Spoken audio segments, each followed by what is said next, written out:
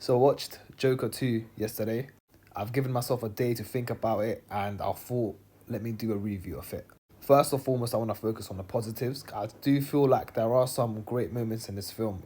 One thing I really liked about this film is how psychological it is. I really liked how they incorporated music into it and how they gave a psychological explanation. We're going to go into spoilers by the Another thing I liked about the film is the acting. I feel like Joaquin Phoenix and Lady Gaga are 10/10 Joker and Harley Quinn. Like, I feel like they were really good in their performances. Lady Gaga and Joaquin Phoenix Joker, both of them have a lot of good chemistry, so they really demonstrated that in the scenes as well. There's a lot of great moments in the film. For example, I really liked the part where Joker, he's doing that dance, and I feel like that's one of the only parts you see him fully become Joker, and he's just shooting people in the room, and then he hammers the judge, and I feel like that was, the film showcasing Joker, and I think that part was really good. Another scene that I really liked was the last scene where there's an explosion, and then you get like a behind shot of Joker, and they're like they're following him as he's walking, and he's just waking up. I feel like that was a really cool and intense scene. Um, and yeah, there were other parts as well that were really reminiscent of the last film in terms of the music. The music score again was 10 out of 10. The music and the soundtrack of this film is really good. I'm talking about the same composer from the last film. She's in this one as well, and yeah, the music is really good. They reuse some tunes from the last film, which I've really liked as well. I just feel like this film had a lot of potential, and then it falls flat in some aspects, and in a lot of aspects. One of them is I feel like the way he dies, like the way he got killed off. I didn't like it, and I also didn't like how Joker, he doesn't become Joker as much in this film. It's interesting how they put the Arthur and the Joker dynamic, and it's kind of, psychological. Is the Joker the mask of, him having to become that as a result of his past traumas? I feel like it is an interesting take, but the situation is that from the first film, you see the transformation of Joker by the end of the film. And so when you're watching this film, you're expecting Joker to really come into fruition in this film, and you don't see that at all, or very little, like in that dream sequence I spoke about.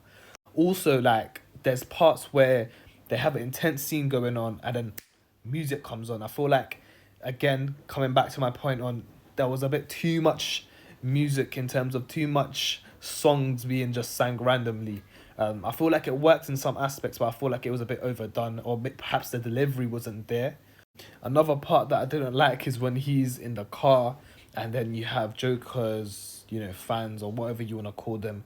They are driving the car. For me at that moment, I got excited. I was thinking, it's gonna be Joker and his goons type shit, but that doesn't happen. He ends up running out of the car, like jumping out of the car, and then going to Harley Quinn, which psychologically you can understand, but it was just like you had that. As a fan of DC and Batman and Joker, you end up, thinking, oh, cool, like the Joker's gonna come now, but that doesn't happen again. So I feel like that was quite underwhelming.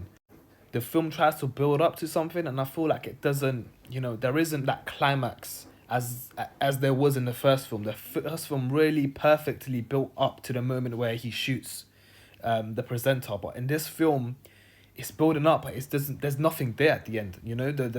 The way he dies at the end, there was no, it didn't have that effect, in my opinion.